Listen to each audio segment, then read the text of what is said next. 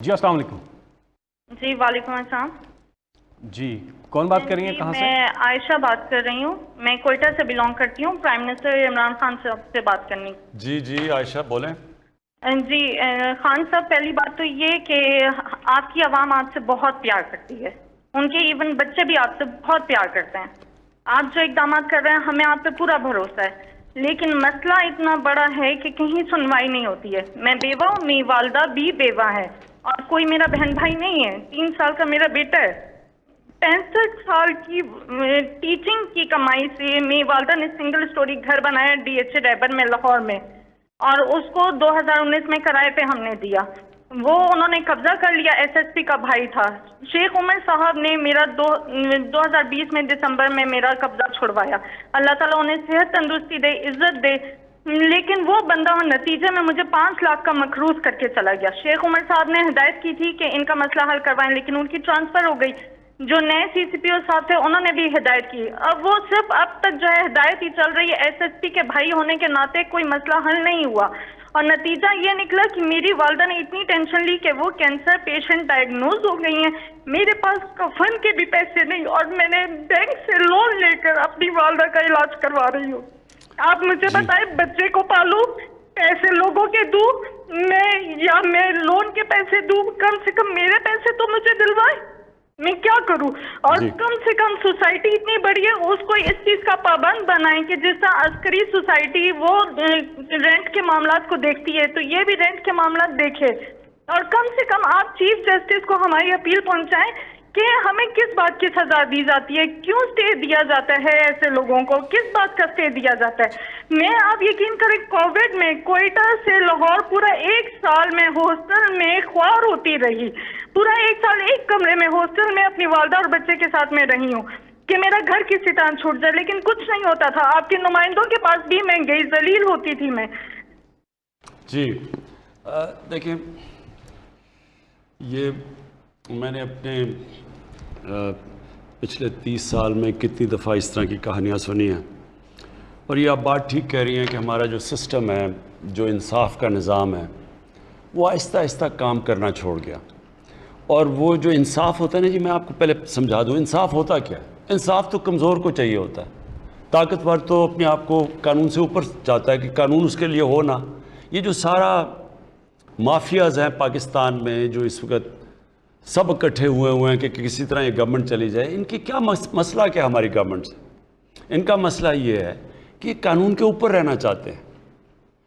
اور اگر یہ قانون کے اوپر رہتے ہیں تو یہ ملک آگے اس لیے نہیں بڑھ سکتا کیونکہ کوئی بھی دنیا میں جس ملک میں قانون کی حکمرانی نہیں ہوتی وہ ملک آگے نہیں بڑھ سکتا. جتنے بھی ملک آگے بڑھے ہوئے ہیں, کیونکہ جس کا بھی واسطہ پڑا ہے باہر ایڈوانسڈ سویلائزڈ ترقی یافتہ ملکوں کو دیکھنے کا, تو ان میں ایک چیز ہوتی ہے, قانون کی حکمرانی. کوئی قانون کے اوپر نہیں. وہاں مافیاز نہیں کام کر سکتے, وہاں قبضہ گروپ نہیں چل سکتا, وہاں آپ کو سفارشیں نہیں چاہیے ہوتی. آپ کو پرائم منسٹر کو ٹیلی فون کر کے نہیں بتانا پڑتا کہ جی میرے گھر کے اوپر قبضہ ہوا ہے اور کسی طاقتور نے, اور ہم ہیں بھی, اور اگر کوئی آدمی بھی نہیں ہے گھر میں مدد کرنے والا تو ان کا کیا بنتا ہے. یہ ساری جو جنگ ہے, جو اس کے لیے میں پولیٹکس میں آیا تھا, انصاف کی تحریک, اس ملک میں کمزور کی حفاظت کرنے کے لیے, کمزور کو اور طاقتور کو قانون کے نیچے لانے کے لیے یہ سٹرگل ہے. یہ ساری جو پی ڈی ایم ہے یہ چاہتی ہے ہم قانون کے اوپر ہوں, ہم جو مرضی کریں. کیسز پرانے بنے ہوئے ہیں لیکن ہم ان کو معاف کر دیں, نہیں تو گورنمنٹ کرا دیں گے.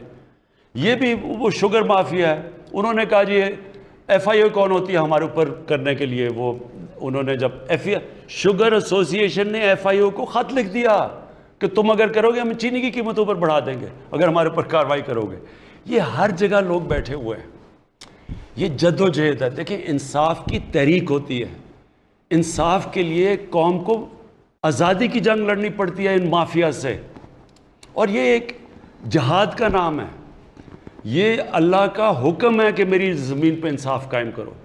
میرا آپ سے یہ وعدہ ہے کہ میری پوری کوشش ہے, جب تک میں اقتدار میں ہوں, جب تک میں نہیں بھی ہوں, میں اس کے لیے لڑوں گا. ہم نے پورے اپنے جو سارا انصاف کا نظام ہے, عدلیہ کے ساتھ بیٹھ کے ریفارمز کے لیے بھی ہم تیار ہیں. اپنے جو ادارے ہیں ان کو بھی ٹھیک کر رہے ہیں. یہ جو اب تک ہمارے آنے سے پہلے نیب کام کر رہی تھی، تو نیب نے کتنے لوگوں کو پکڑا اور ہمارے صرف 2.5 سالوں میں نیب نے کتنا پیسہ ریکور کیا. میں صرف اس لیے آپ کو بتانا چاہتا ہوں کہ اداروں کو جب آپ مضبوط کرتے ہیں، جب آپ ان کو روکتے نہیں ہیں، تو وہ ادارے کتنے بہتر کام کر سکتے ہیں. جب عدلیہ کے اندر آپ انٹرفیئر نہیں کرتے، ڈنڈے سے چیف جسٹس کو نکالتے نہیں، تو عدلیہ بھی پھر تکڑی ہو جاتی ہے.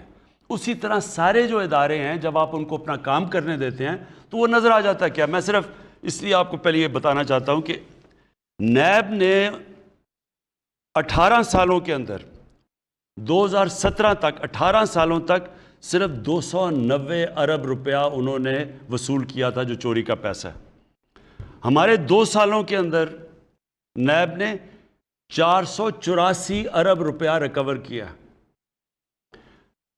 اینٹی کرپشن پنجاب نے 10 سالوں میں، جو پچھلے 10 سال تھے نون لیگ کے، اس میں صرف 2.6 ارب روپیہ ریکور کیا تھا. ہمارے 2.5 سالوں کے اندر جو زمین ہی صرف انہوں نے ریکور کیا وہ 218 ارب روپیہ.